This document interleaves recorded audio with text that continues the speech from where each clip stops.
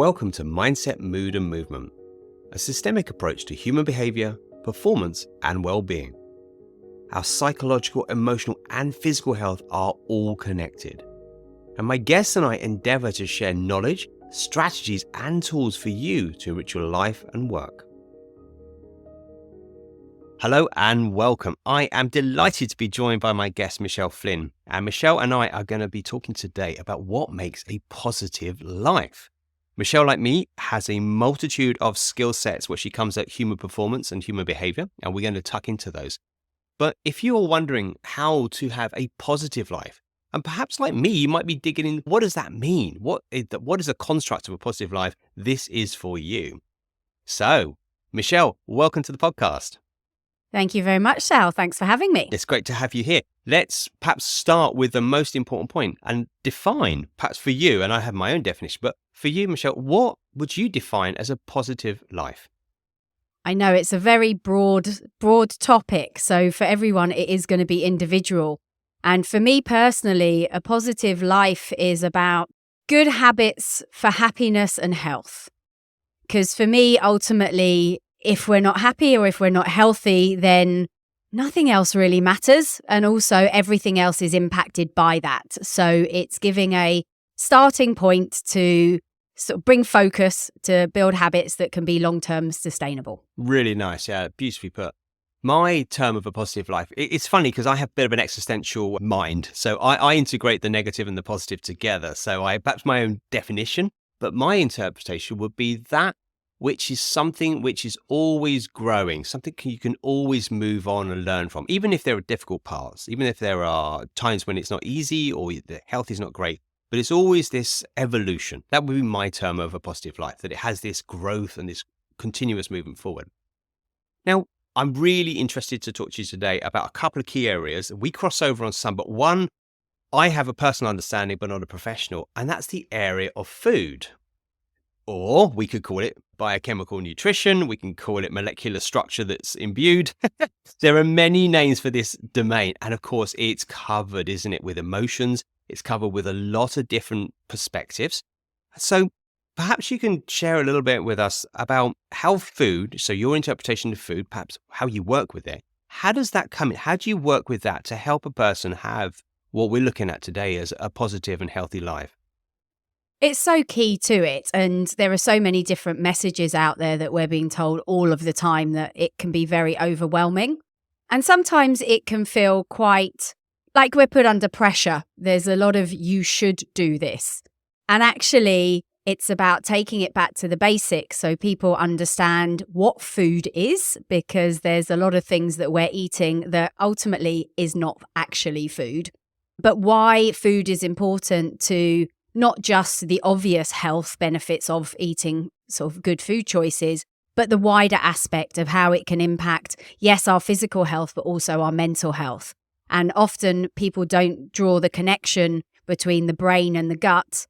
And the more that we can understand the fact that our gut really is our second brain, and in some cases can be even more powerful than our main brain, the more that we are then able to take control. And as you stated about a positive life, continue to grow in a positive way.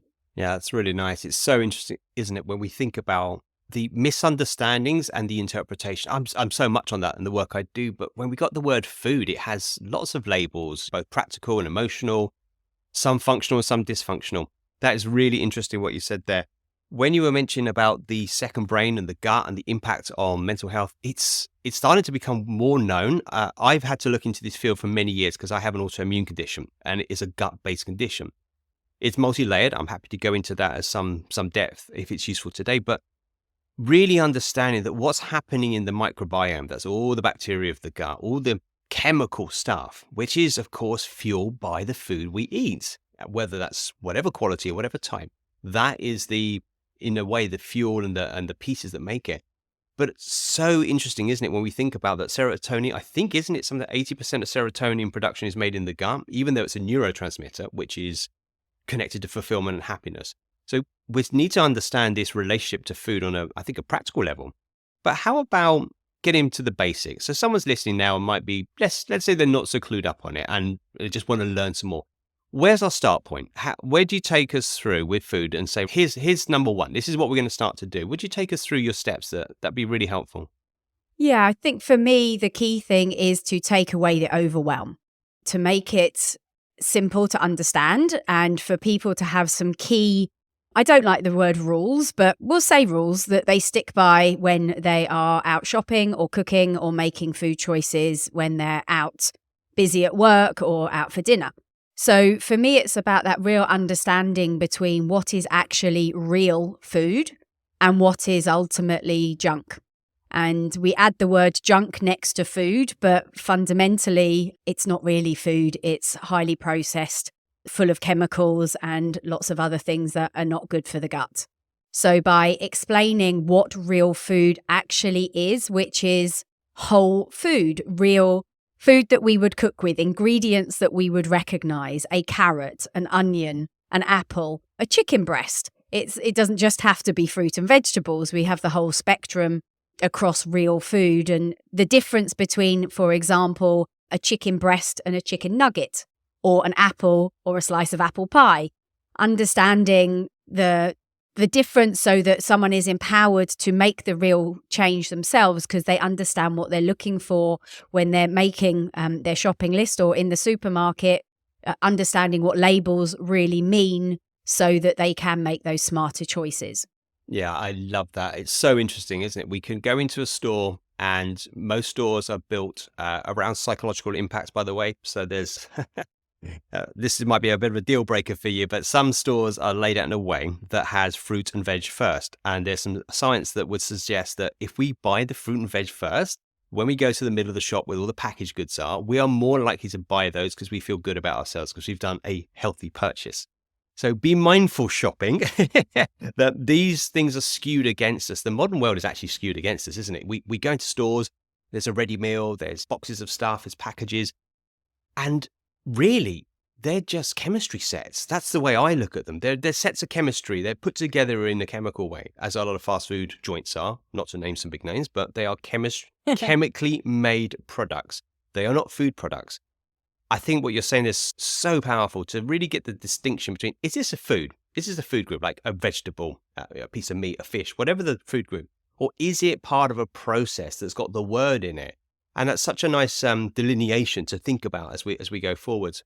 Now, I've looked into food. I mostly eat a plant-based diet myself. I say mostly because I'm not rigid. Most of the time, it's a plant-based whole food diet.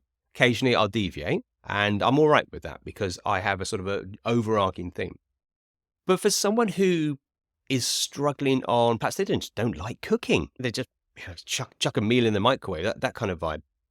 How do you help that person get from that mindset and behavior to looking at their whole foods, thinking about how they might cook something that's nutritious and good, and going from that, let's say, the quick and easy route to a more considered healthy route?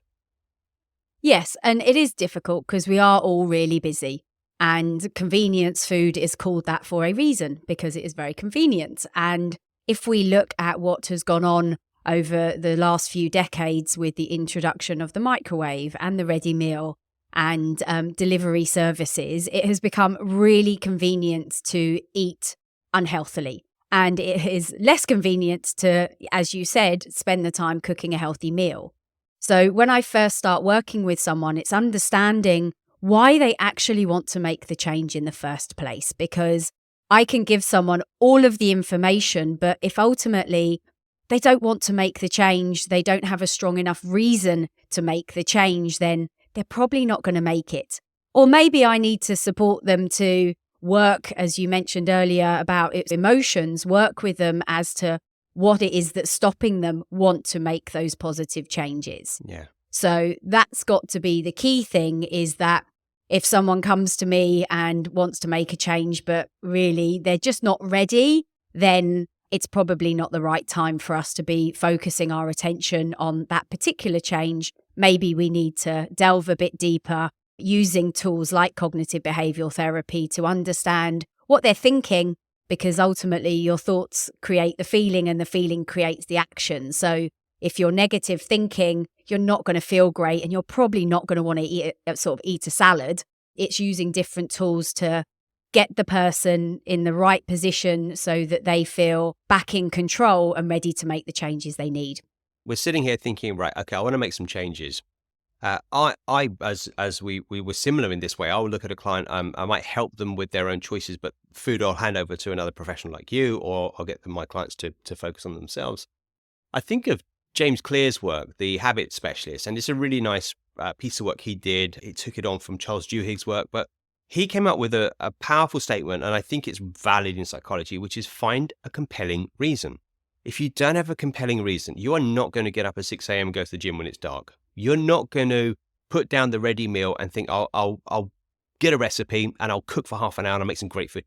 You're just not going to go there unless the reason doesn't have enough compulsion, enough energy and emotion in it. And what I find really interesting is that our brain, most of us don't know this, but our brain is wired for two kind of key things. Number one is safety. The whole brain system, every piece of structure is hardwired for us to stay safe. The other one is about managing energy and energy efficiency. So we will always take the easiest route. That's how we're clever. That's how humans have dominated the earth. That's also why we have weight gain, because we're very good at storing energy. We're very good at efficient systems. The problem we have is that the modern world, and it seems the modern nutrition system, goes absolutely against our human system. So we have to consciously change that. That's what I see, and that's what I've had to do with my own nutritional choices. What are you seeing as a really great step that you might get someone who wants to find that compelling reason? How might you say, okay, let's go there? What would you do with them? It is interesting because often if someone's coming to me wanting to change food, it might be related to weight loss. And a wedding or a holiday is a very good motivator for helping us keep on track. And diets are great for a very short period of time, but they do not work long term. They're great for that wedding day or getting into that outfit for the Christmas party, but it's about the longer term habits, as you mentioned, James Clear, and understanding that reason why. So it would be through questioning. If the answer is I just want to fit into my clothes and them to be more comfortable, there's an easier solution than changing how you eat and going to the gym, which is actually just buying the next size up of clothes. And I've been down that route. I have gone sort of through those phases where I'm determined I will not go up the next size, and then, oh, okay, I'm here. So it's really understanding more about that person, what their motivators are, why they've come to me in the first place, because they may think that it's weight loss, but actually through conversation and understanding them better, you realize that potentially they're having difficulties at work, or they're struggling in their relationship or as a parent. So by understanding more about their life, which often starts with the question, just tell me about yourself. And people are often not given that time and space to just talk about themselves. So they then start to share, and I start to question. And we get to the important stuff of what really matters. And often when it is about food, it may be looking at a health concern, either for themselves or a family member. It may be that they have become new parents and they now have a new priority of a child to look after, and they want to be able to make sure that they are fit and healthy to do that. So it's definitely, everyone is different. So it's about really giving someone that space to reflect on their lives and dig deeper into what actually really matters. Yeah, it's such a great question, isn't it? The hierarchical structures of the brain and the hierarchical structures of our beliefs and behaviors are that. I've got clients who are so driven. They work really, really hard, and they're often founders, or they might be freelancers. They're really pushing hard. And that goes up the chain of hierarchy. Like, that's more important than their health.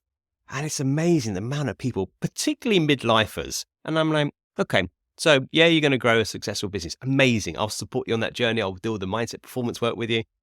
But what happens in 10 or 20 years when you can't function because you failed to look after your body because you were too busy? Right? You're working all the time. You're like, oh, it doesn't matter. My business is more important. And I say to every one of my founders, okay, you are the business. If you lose your health, you lose everything. You Completely. do. Right? It's a sacrosanct fact. And any of us who've had a health condition, I have a chronic condition which comes and goes. And generally, I'm in good shape because of all the practices that I do. But it can come and catch me sometimes. I have a flare, what we call in this condition a flare up. And then you have to be really with your body. And for me, I have to be a bit more gentle. I have to change my nutrition a bit. And it's so revealing when you have your health taken away from you. And it's so powerful. Like, I've got to get it back. I've got to feel good. And what I worry about is when we get it back, we're like, oh, let's just go back to what we know. So status quo bias, to use a bit of psychology here. My work and what I love to get you to think on, let's think, how can we shake that wonderful mind of a person we might be working with about status quo bias and how we might come out of it? Yeah. And I think it's interesting talking about you don't realize what you've got until it's gone, is that is what happened to me. That's why I retrained as a coach, was that I was a very successful recruitment business owner. And one morning I woke up and had a severe pain in the left side of my chest, which felt like a heart attack. And it is very interesting that you say about we have a health scare and then we forget that happened, because that's exactly what happened to me. I was rushed to hospital. Fortunately, it wasn't a heart attack, so I decided to ignore the fact that I'd collapsed and been taken to hospital. And for 3 years, ignored that I was tired, I was gaining weight, I had digestive problems, I had memory problems, I was getting sick a lot. I was ticking all the boxes for someone that really needed to stop and pay attention. And it wasn't until I collapsed for a second time that I did that. So I completely agree with you that often we have to have gone through our own journey to realize that we really need to make a difference. And that's when people are then either speaking to a doctor or a nutritionist or a health coach or a therapist, whoever is the right person to support them. Yeah, so important. And I'm sorry to hear that's happened. But I guess the difference with when we have a crisis, and I say this a lot, I love etymology. I'm always like, I like to know where things come from. And the word crisis comes from Greek, krisis, which means to decide. So we have to be very careful. We use words incorrectly a lot. It doesn't mean catastrophe. It means decide. So if you have a health crisis, it's a decision point. It's such a key one that if you are clear in your mind enough and you can get your hierarchical priorities a little clearer, I need to be well. I need to function as I might have a business or a family or a partner. That has to come first. And you need to recalibrate your life and recalibrate your thinking. Because thinking is a habit. The human brain works on habit structures. It works on repetition. It's a very elegant system, right up to the point that pattern or habit starts to become redundant, such as overwork, overstress, eat badly. Yeah, it might be sustainable for 5 years in your 20s, get to your 30s, you're going to have issues in 40s, you're going to have a whole host of problems. So yes, it does need that waking up, doesn't it? And I too have met those points. And I forget as well. So I forget when I'm really bulletproof healthy, I'm like, yeah, I'm Superman. I could do anything. And I might have a little issue. I'm like, oh, no. I'm actually a vulnerable human being. Need to remember that and be kind to yourself and do the appropriate things. Now, I'd love to kind of segue this a little more into some spaces which I know we both straddle, but that's the space of movement. Because if we are eating right, nutritious, whole food that's made from a plant, not in a plant, as someone used to say, and our biochemistry is working well in the body, but we're not moving, it's a fundamental piece of the pie, isn't it, we need to do. So what are your thoughts on movement and how do you treat the movement part of your work? I absolutely agree. It's been one of the biggest changes to my life. I was very sedentary in my sales career, a lot of times sat at a desk, and I didn't think about movement at all. And I'd try it. You go to the gym for a bit and then the novelty would wear off, until it was that point of realization that I need to start doing some, which probably was initially related to weight and what I look like, but very much is no longer about that. It's about, exactly as you said, the importance of it. Again, same with food, physical health, but also our mental health. One of the best ways for someone to clear their head is to do whatever movement works for them. And when I'm working with people, for me, it's about them. Exercise, I prefer the word hobby. Let's find something that you really enjoy, preferably doing with people that you really, even better if you're doing it outside, that it becomes a regular thing that isn't a chore in the diary. And for some people, that is the gym. They love going to the gym, brilliant. For other people, that's definitely not right for them, and they want to run out on the trails. So it's about finding what that is. And if people aren't sure, I'll often go back to childhood and say, well, what did you used to do for fun as a kid?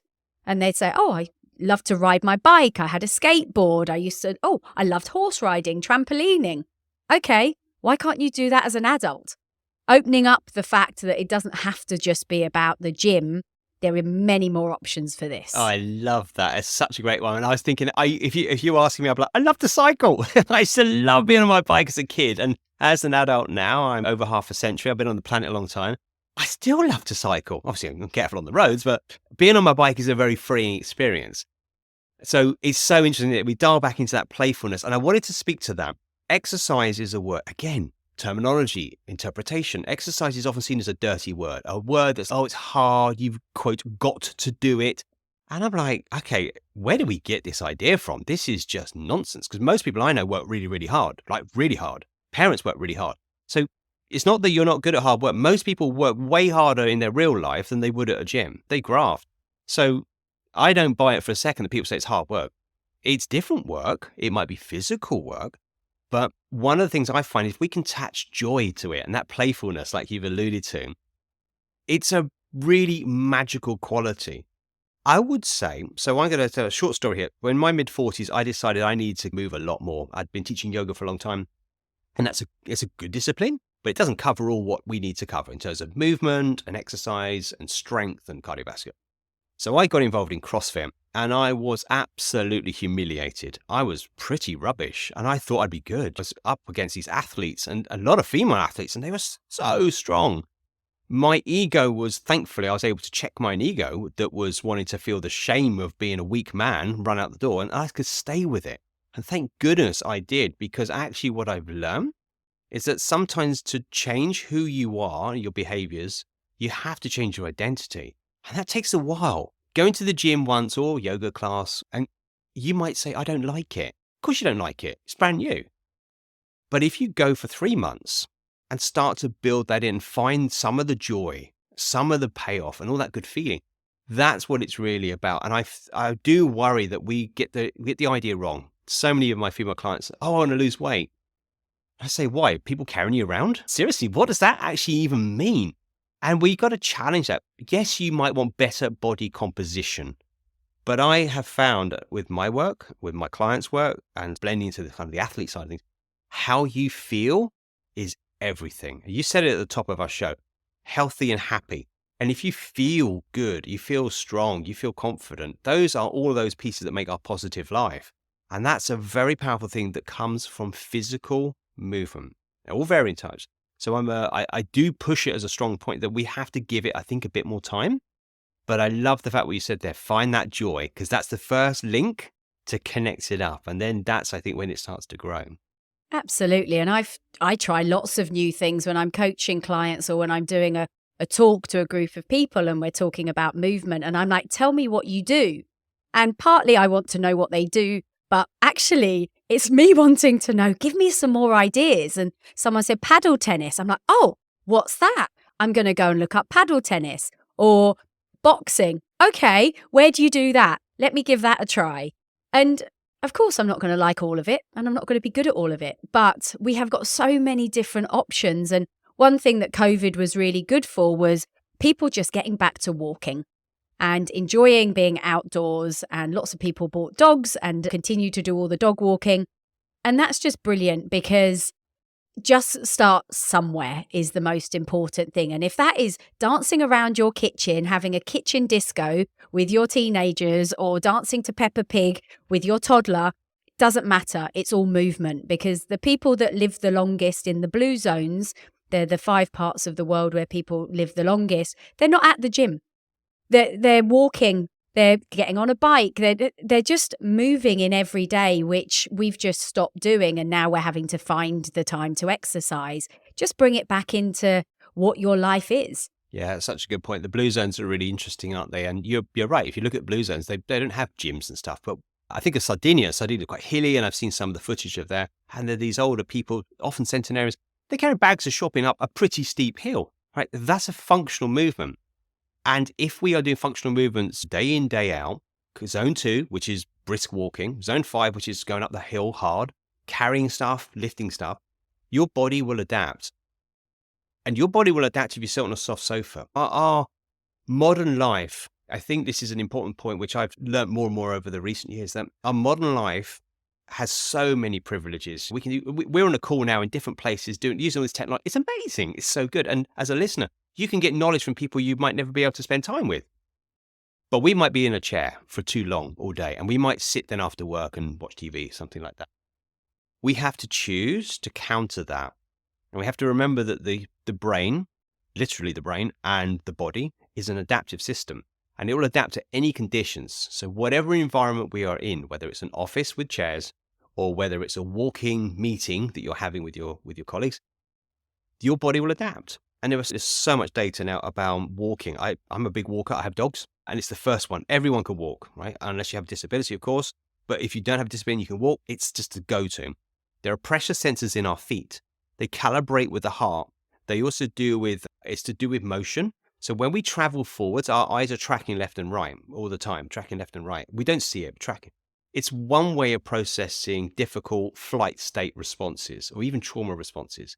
So the forward movement of walking, and running is even better, really helps process difficult stuff that's going on in our brain and in our sort of neurochemistry, all that stuff. So when we talk about exercise, we want to move away from, I think, the weight gain and start to think about this positive, healthy, highly functioning system so we feel and perform well. But also, I think that you can introduce it into your work. So if you are a team leader, don't do your one-to-ones either on the screen or sat in the office together. Go out, go for a walk. I do all of my coaching, weather depending, obviously, either in person walking, often along Brighton seafront, or if it's that we're having a conversation on the phone, as I did this morning, the lady was out for a walk. I don't want to sit and stare at my screen for 8 hours a day. No one does, and it's not good for us. So start to implement it. If you are working at home, can you stand up? Can you move around? I know one gentleman, he gets 15,000 steps in a day without even leaving his home because he takes his calls and he's standing up and he's moving around, trying to find ways to fit it in. But also, as you're saying, if you're having a difficult conversation, whether this is with a friend, a family member, or someone you work with, then often being side by side and not staring at each other is a much more positive way to have that conversation and we'll bring it again back to the positive outcome of it. Yeah, absolutely. There's so many benefits. In fact, there are so many benefits. We do not have time to talk about this, but it's really just, okay, do your research. There's loads out there. There's some amazing books, but there is the fundamentals that if we move, I think my equation is like this, what I share to people.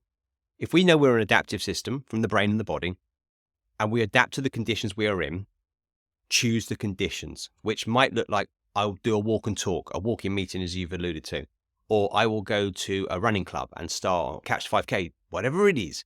But those conditions will change how my body and my brain and everything responds. And there's so much connected to movement. A lot of it's working with the cerebellum, the small bit at the back of the brain. But there's found to be pathways connecting to the frontal lobe, which is all about executive decisions and function. If you want to perform well, you want your brain sharp, and you certainly want your brain sharp to stave off things like cognitive decline as you age. Movement is a fundamental piece. It's like a non-negotiable piece of brain health and cognitive health. So when we think about our positive life, movement is a non-negotiable for me. How you do it is negotiable, and how you build it up, I think, needs long-term. And I say this to many of my clients. Forget 12 weeks. Just get so over that idea. Go for 12 years. And people are like, what? And I do say, you are going to be here in 12 years, right? How do you want to be in 12 years? And most people tell me they want to be even stronger, I don't know, better performing, physically well in 12 years. The trajectory you want starts today. And it's far better to start with that long-term vision because it's so sustainable, because it's so long. Even if you fall off track a bit, you come back on. And I find it's a very powerful way. Now, I wanted to sweep now into another area that you said that you specialize in, is sleep. And my goodness, we're going now the other way, the pieces that pull this together. Perhaps you could say a little more around what you do with sleep and you work with sleep in your clients. Could you say more about that? I love sleep. That's right. It is literally the first place that I start with people, because if you are not sleeping properly, you will not make the right food choices. You will not want to move your body. You will not have a good day at work. So explaining firstly the importance of sleep, and it's not just about curing tiredness. It is connected to pretty much everything. So if you want to be happy and healthy, you need to be sleeping. And then looking at the things that are impacting that. And there are 4 key things that we need to focus on is, are we getting enough sleep? Are we sleeping in a regular sleep pattern because our bodies like routine? Do we have good quality of sleep? So are we getting that precious deep sleep? And are we sleeping consistently through the night? So when I'm working with people, I look at where maybe the issues are. They might be getting the lovely 8 hours, but they still wake up tired, which is probably they're not getting the deep sleep. Or they might have no problem falling asleep, but they might wake up at that danger zone, as I refer to, at 4 o'clock in the morning, and they can't get back to sleep. So it's like being a detective. What's the problem? And then how do we solve it? And there are some obvious things that people are aware of. Caffeine obviously impacts sleep, but so does alcohol. So does when we eat. So does the darkness of our bedroom, how stressed we are. So giving people the tools to be able to adjust the choices that they're making, or for them to understand the power of breath work for sleep, which sleep and breath work are the things that the superpowers. But people are not taught this. And the more that I learn, the more that I just can't believe why we are not teaching these basics to everybody, because we're giving people the tools to be back in control. And that starts with getting a good night's sleep, because we all feel better when we wake up and we know we're fully rested. Yeah, totally agreed. And it is so interesting. I have to always catch myself, and I certainly speak to it to people I'm working with. Today started yesterday. So if you want to be performing well today, or having really good quality time with your partner, or playing with your children, or whatever it is, that experience, or the experience of today, started yesterday. And that looks like how you were breathing, how you're eating, what your stress levels were like, to how much tech you were using, etc., right up to sleep. And then if that was disrupted, and I know, because sadly, I have a lot of disrupted sleep. I have a dog who's not well now, and he gets very spooked, and he'll just wake me, and I'm a very light sleeper. So I have to do a lot of work to try and get it in, and it doesn't always work for me. It's one of my challenged areas for sure, and I probably get the disrupted sleep. So I've got the quality, 10 o'clock every night or earlier. I'm Mr. Early. I get the rhythm, it's all there, but the disruption is one to work on, and it's not easy. I'm like Michelle. We're human beings. This isn't, oh, it's all easy for us. This is work to eat well, to move well, to sleep well, and it needs constant tinkering, doesn't it? So what would you say? I'm going to put myself on the spot here. I'm going to say, hey, I'm struggling with my consistency. I've told you about being woken up with the dog. What might you say would be some good strategies that I can think about? Okay, so the first thing would be understanding what time you are waking up at. So is it the danger zone of 4 o'clock in the morning, or is it before then? Sometimes 4. Okay. So the reason that people tend to wake up around that time is that the brain is highly active at that time. We're filing our memories from the day. So I describe our brain like millions of little light bulbs, and we want them off to get good sleep. And often at 4 o'clock in the morning, it's like someone's turned the dimmer switch on and the brain is more active. So if you are stressed through work or anxious about what's happening the next day, you're much more likely to wake up at that point because your brain is already active.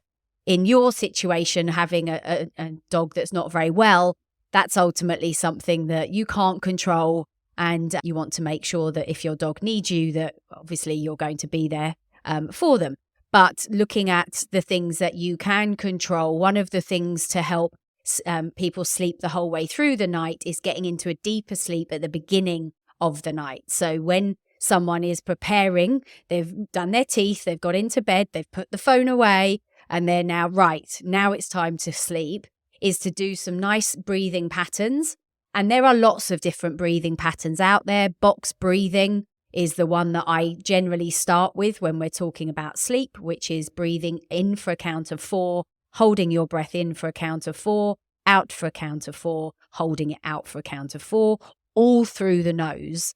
Nasal breathing is key, and if someone is breathing through their mouth when they're sleeping, then that creates a whole different array of challenges, which again can be solved. So by doing the breathing exercises whilst you're going to sleep, you're going to drop into a deeper state of sleep more quickly. So therefore, when you come up into those lighter phases, which you will, that's how sleep works. We range throughout the night through different cycles. But because you start at a deeper point, you're less likely to then wake up in those lighter phases. So that would be certainly somewhere that, to be honest, getting people to breathe properly with sleep, whether someone is a good sleeper or not, is always a great way to sleep, because stress is often the thing that is stopping us getting a good sleep because of highly active brain, but also what it does to our nervous system. So doing those breathing patterns would be a starting point, as well as you're obviously already looking at probably the obvious things. Is your room cool enough? Is it dark enough? Is it quiet enough? And people can spend a lot of money on sleep technology. There's amazing devices now where the mattress topper will change temperature as your body temperature changes. And for women going through menopause, our body temperatures are changing. So there's a lot of devices out there, but they don't come cheaply.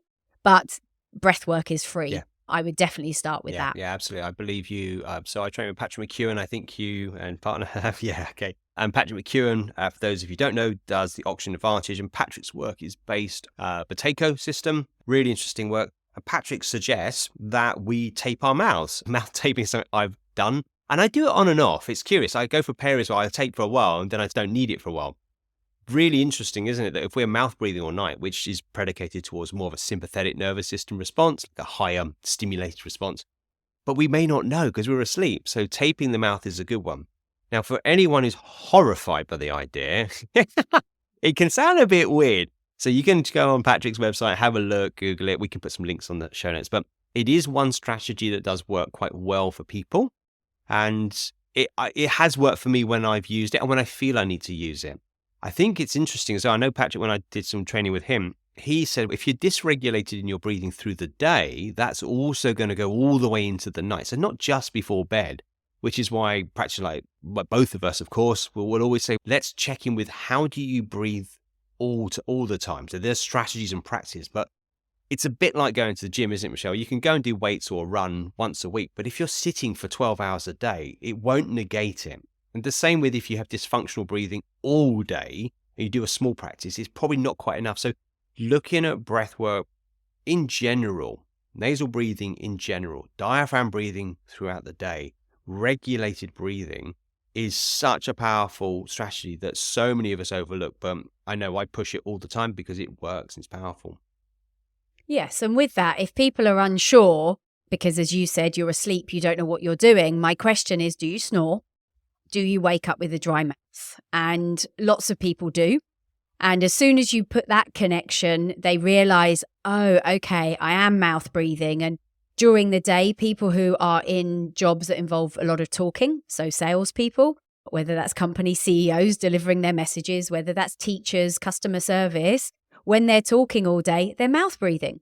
So again, this is giving people the awareness that if you're breathing through your mouth, you are activating your stress nervous system. So therefore, you are going to be more stressed, which is then going to be connected to sleep and other aspects of your life. Yeah, such an important point. So hopefully, as we're thinking about our constituent pieces of a positive life, we've got all of these pieces coming together. It's a tapestry, isn't it? It's this kind of collage and tapestry that sometimes needs a bit of more in one area, a bit more in the other. But there is no, in my experience, there's no way that one should negate all of one in total. Like I'll forget about breathing because I do lots of exercise, or I do lots of breath work, so I don't need to eat well. It's like, no. The human system is multi-layered and it needs a multiple approach. And of course, this is my passion for the podcast, is to share it like our multiple practicing approaches we've got here. That when we think and connect this way, we start to move away from what sadly is a cultural belief that things work in isolation. You go see the breathing person for the breath issue, and you go see the sleep person. It's like, why? Humans are systems. We are systems. It's basic a fact. And if we don't treat things as systems, they don't work that well. So if we start to see how they're interacting with each other, we get a much better connection. And talking of connection, I know that's something that you speak of quite a lot in your work, and certainly about how to have a positive and healthy life. What's your definition of connection? It's not about connecting with people that you love, which is, I think, where I was going to go first, but actually connecting with people that you have shared values with. So whether that is through sport, maybe you play football and you get on well with your teammates, whether this is going to a book club, whether it's your yoga class, whether this is that your workmates. And one of the hard things now about more people working at home is less connection. And we all felt it during COVID when suddenly we weren't able to spend time with the people that we enjoy their company and doing the things that we love, how much that had an impact on us. So it is so key. Loneliness is one of the biggest causes of depression. And more people are feeling it. In my coaching sessions, regularly people are telling me, I have no one to talk to. And even I have no friends. They might be new to an area. I moved to a new area 18 months ago. I didn't know anybody. I was thinking, this is not going to be good. I'm a very sociable person. I get my energy from being around people. So I knew I had to do something about that and take responsibility myself for making those changes, because I don't have children, so I don't have the school gates to meet people. But I do not think we can underestimate the importance of it. And there's even suggestions that it can have as much of an impact on your health as smoking. And particularly, I think, with men, where they don't necessarily talk. They might go to the pub, they might talk about football. I experienced that the other night at a dinner party where about 9:30, the talk went to Brighton and Hove Albion.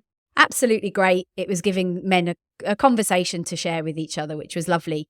But maybe women are talking more about how they're actually feeling. So I just actively encourage people to find your people.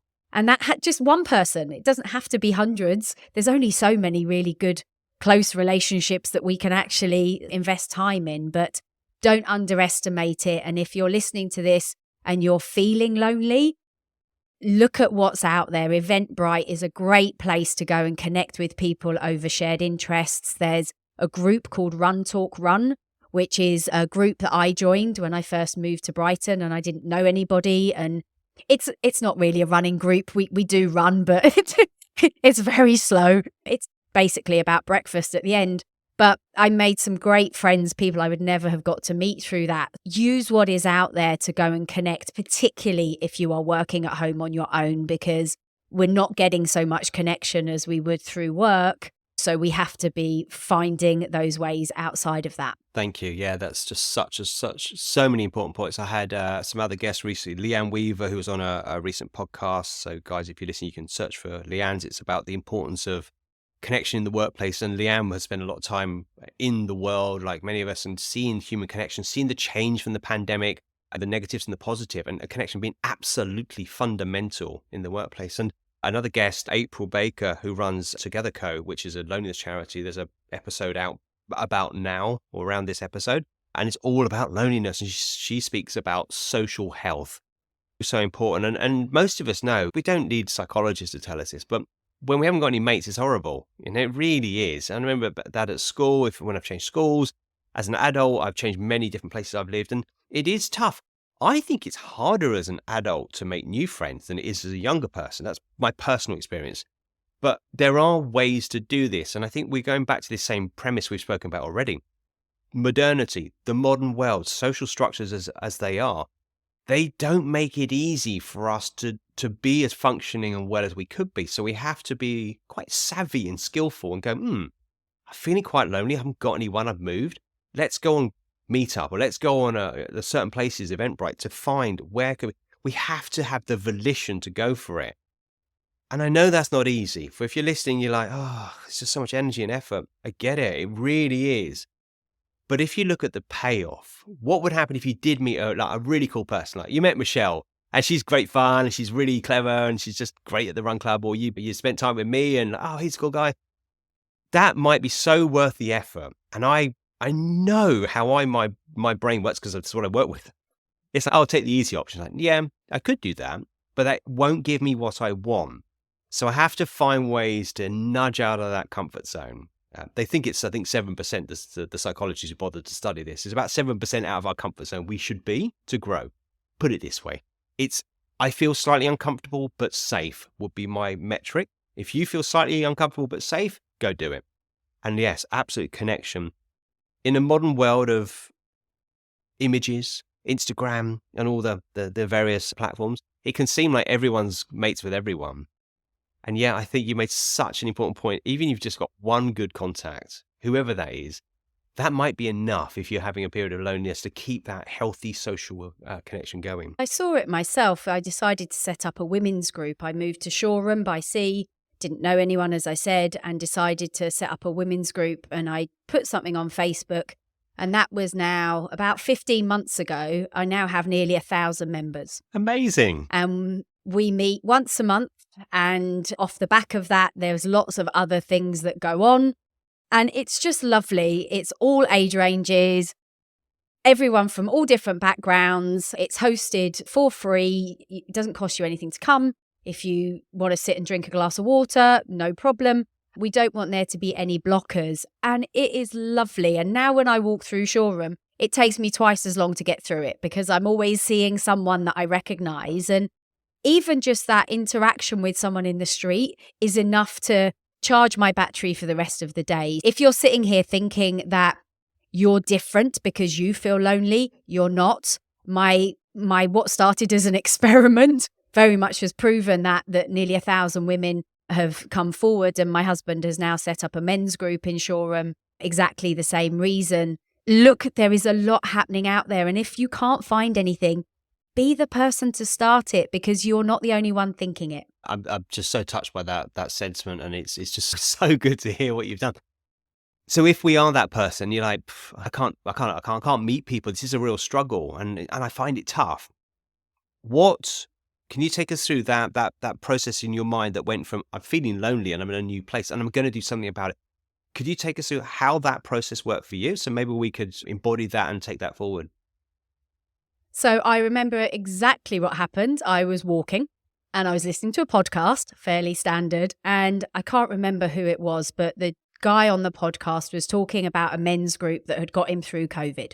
And the connection with these gentlemen had been his saving. And I just thought, hang on a minute, maybe I should start a women's group.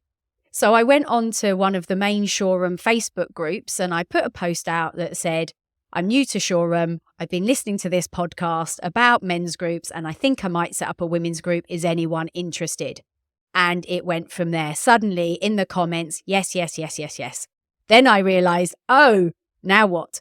So I thought, I'm going to set up a Facebook group, Shoreham by Sea Women's Group, very inventive name, and let's see what happens. And they just started joining. And then I was like, now what? So I put a post out and I said, Monday, the whatever date in July last year it was, I'm going to be in the garden of this pub in Shoreham at 6:30. Anyone wants to come? 25 women turned up. Makes me quite emotional. I love it. Oh, goodness. It was just like unbelievable. And we all shared our stories and it just grew from there. And every time there's always new people that come. And I've seen this one lovely group of women become really good friends. They're all women, probably mid-50s to mid-60s, mostly single. And watching the fun that they now have together and the things that they go and do just is so heartwarming. And the whole acts of kindness being one of the best ways to make us feel happy. I feel so happy with the fact that I've managed to help other people that almost it's a selfish act on my part because I'm doing it because it makes me feel good. It's just been brilliant. So it wasn't that difficult. It just took putting a post out there and seeing what happened. And they came. Amazing. And they keep coming and they keep telling other people. Same, we do breath work on the beach on a Saturday morning and we'll get up to 90 people joining us on the beach. And again, it's word of mouth. It's people wanting to be part of something. And it is just wonderful. So it's not difficult to do. Use the technology. I know we shouldn't spend too much time on social media, but let's use it for what it's good for, which is connecting people and finding your people. Really nice. Such a powerful story. I was really charmed by that. And what I heard as well was, in some ways, it was quite simple, wasn't it? There was a strong feeling. There was like, why not I? Why not us? And let's go for the first step. And what I heard was, let's just let's just get a test it. And then the next step. So if it's very easy to get overwhelmed with this idea of, oh, I've got to do all this thing. What about just put a post? Does anyone want me out for a walk? Start a bit of a walking club. I like walking. And if 3 people come, great. Such an inspiring story. Thank you for sharing that, Michelle. And for those of us around the Brighton Shoreham area, we need to go find Michelle's group. This sounds cool. Obviously, I can't go because I'm a bloke. I'll have to come to your husband's group. Come to the men's group or to the breathwork on the beach. Amazing. Sounds good. I would like to bring this episode, because we've really focused on some really important parts. We've spoke about food, movement, sleep, connection. And I know you speak about relaxation as one of your final kind of key pillars of what you do. And we're coming to the end of our episode now. It feels the right way to close. What do you mean by relaxation, and how might we do it well? This is the one thing I'm still working on for myself, because my coach is always telling me off for the fact that I don't ever stand still. And what I think is relaxing, she doesn't agree with me. For it, again, like movement, it can be different for different people. For some people, it is lying on the sofa and watching Netflix, and no problem with that at all, as long as that's not you not sleeping or you not moving, or it's not interrupting the other things that are going to help you live a more positive life. For some people, that might be taking a gentle walk. I love to walk barefoot on the grass. For me, I find that really relaxing. We don't get into a flow state anymore, really. We're so busy. Our attention is constantly being grabbed by adverts or sort of brands wanting our hard-earned cash. So sometimes just finding ways to get into that flow state, and reading is a really good way to do that. And we so often don't read books anymore. I have an array of books in my house that I'm still trying to get through. So it is different. For some people, it will be a massage. For some people, a nice yin yoga class. For someone else, a nice bath. But I guess we could call it self-care. And if we're not looking after ourselves, we can't be strong for anyone else. And you mentioned this at the beginning with sort of coaching high performers that are running businesses, and it's all about the business. But if you're not well, and if you're not caring about yourself with whatever that might be that you find restful, it might be a really nice conversation with your best friend that you haven't spoken to for a while. There's lots of different parts. And I ask people to create a calm list.